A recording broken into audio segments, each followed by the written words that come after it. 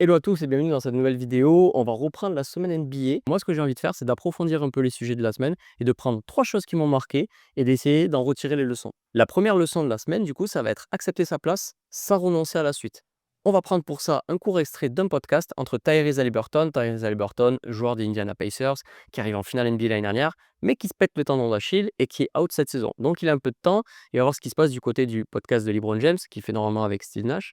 Et ils reviennent sur les JO, à Paris et l'équipe, USA qui est partie sur les JO avec une très, très grosse équipe.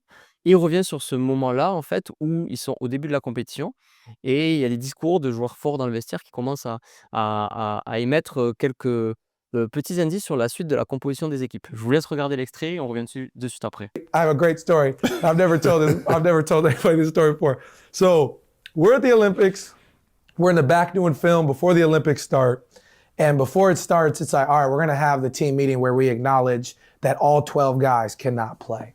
And so Steve starts talking about how everybody can't play.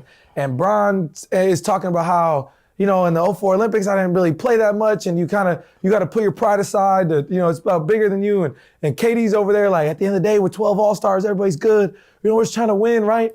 And I'm sitting there and I'm listening, I'm like, yeah. And as we start film, I'm like, but who are they talking about? Like, who are these? And I'm looking around, I'm like, oh, he ain't talking about him. He ain't talking about him. I'm like, oh, they talking about me. I'm sitting there, I'm like, oh, no, this is what it is. I was like, oh, I was sitting there, I'm watching film. I can't even pay attention to film. I'm like, damn, like, it's over. It's over, man. Vous voyez que sur cet extrait, en fait, plusieurs choses, sont intéressantes. Déjà, premièrement, il prend très bien. Alors, c'est post-compétition, vous me direz, oui, mais il a pas de rancœur. Il sort avec LeBron James et il rigole de la situation. La deuxième chose à prendre en compte, c'est que Tyrese Haliburton s'est retrouvé dans une situation où, au bout d'un moment, il a compris, il a dit: «OK, en fait, la personne qui a pas joué, c'est moi» et je pense qu'il a pris un peu de recul et il s'est dit: «OK, autour de moi, j'ai qui, en fait?» Bah, j'ai que des légendes. J'ai LeBron James, j'ai Kevin Durant, j'ai Stephen Curry, j'ai que, des monstres, en fait et du coup, est-ce que je peux concurrencer ça? Pour le moment, peut-être que ça serait malvenu. OK, donc il s'est dit: «OK, soit je viens, mettre un peu ma mère là-dedans et ça va foutre une ambiance, mauvaise dans le groupe, soit je prends un peu de recul, j'accepte la situation et j'essaie de le prendre de la meilleure, des façons possibles» et là où on voit, que c'est ce qu'il a fait et tout au long de la compétition, c'est son tweet à la fin où il explique, en gros, «Je faisais partie, du groupe, cité par la classe, pour faire l'exposé. J'ai rien branlé, je suis resté chez moi, mais j'ai quand même mis la note, A, en fait, la meilleure note possible». The one guy in the school project that didn't do nothing and got an A. No, Donc c'est là où on voit qu'en fait, il a gardé cette humeur.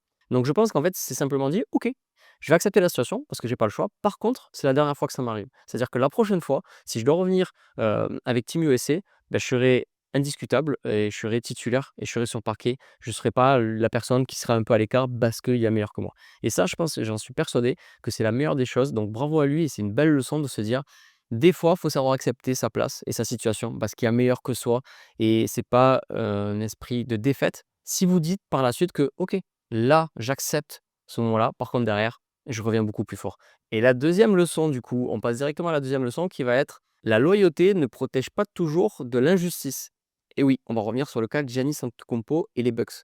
Alors Giannis, pour se remettre un peu en tête, c'est un jeune qui arrive dans la ligue, qui est drafté par les Bucks, qui va devenir MVP et qui va rapporter un titre aux Bucks et il a tout donné à la franchise. C'est un gars qui a toujours été loyal, qui a toujours respecté la franchise, qui est très famille, il a fait venir ses frangins, ils ont joué ensemble et du coup, il se retrouve dans une situation où cette année, beaucoup de joueurs forts sont partis, mais vieillissants aussi.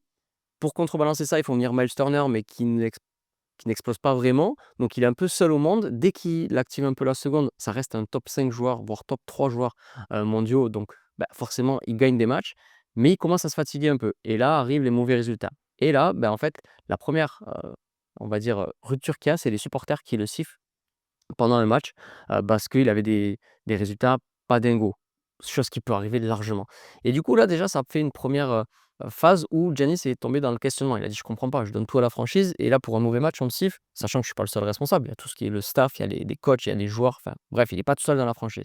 Donc déjà, questionnement. Deuxième chose, pareil, dans les médias, il est ciblé, il est critiqué. Là arrive la colère et il dézingue, ses coéquipiers. Il dit: «J'en ai marre de prendre sur moi, c'est pas ma faute, il y a des gens autour de moi aussi, ils jouent pas le jeu, ils sont très égoïstes». Not playing hard, we're not doing the right thing, we're not playing to win. not play together. Our chemistry is not there. Donc on sent déjà que ça sent pas bon. Et la troisième chose, bah, après la colère, la tristesse, il comprend qu'en fait ça change pas la situation, que personne ne se remet en question et qu'il est toujours ciblé. Et je pense qu'il en a marre en fait et il se dit: «OK, bah, en fait, dans cette, situation-là, j'ai pas d'autre solution que de demander mon transfert et de partir ailleurs». Et c'est là où, ça le touche parce qu'il est en pleurs, il est pas bien, il est triste parce que lui, il se voyait, bah, rester dans la franchise, essayer de rectifier les problèmes.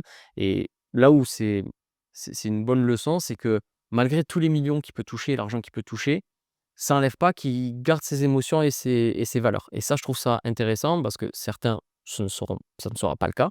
Ils verront l'argent avoir le reste, mais lui, c'est pas le cas.